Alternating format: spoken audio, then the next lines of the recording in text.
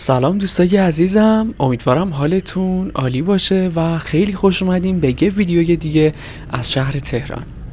امشب اومدیم به شرق تهران تا توی یکی از محله های شلوغ چند دقیقه قدم بزنیم و با حال و هوای مردم تو این شبای پاییزی همراه بشیم. اینجا منطقه 13 تهرانه و ما الان توی خیابون پیروزی هستیم.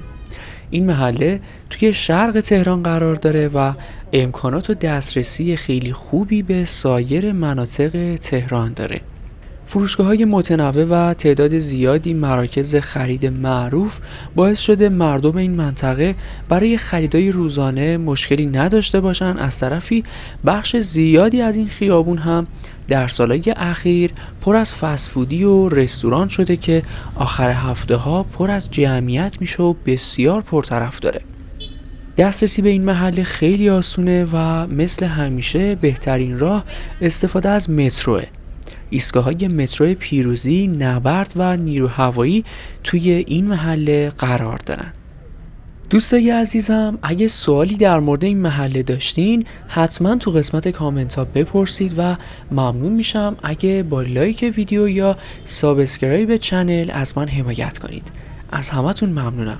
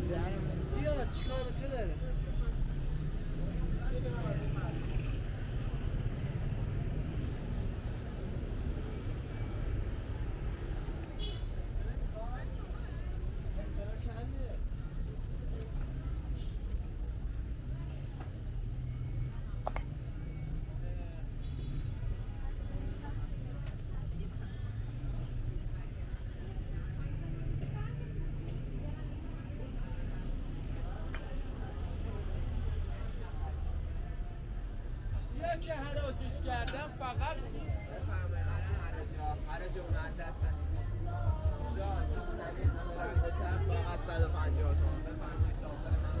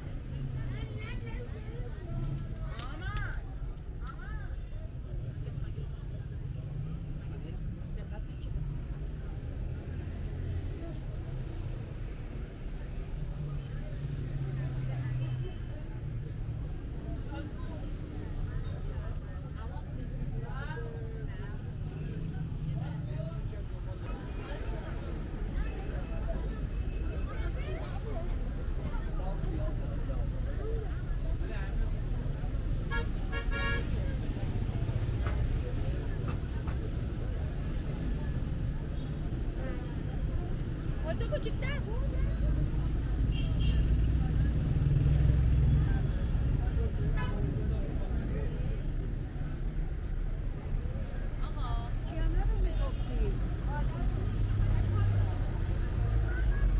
متقاعدتون.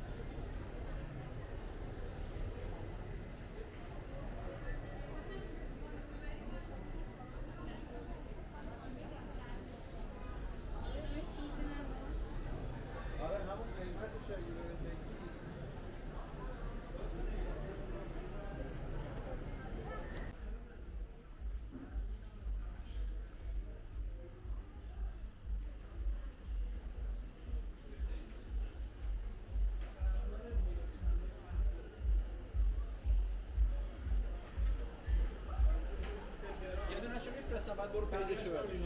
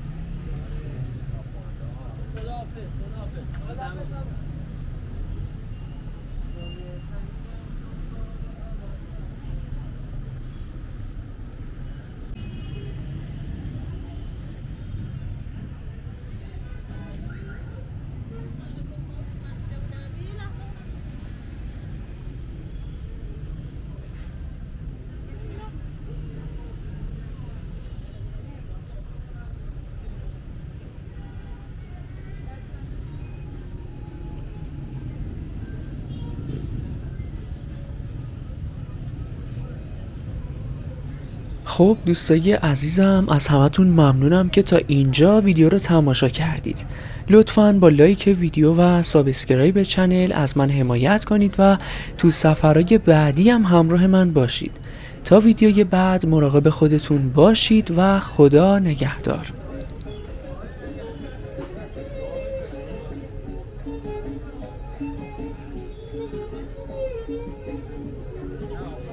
الان مثلا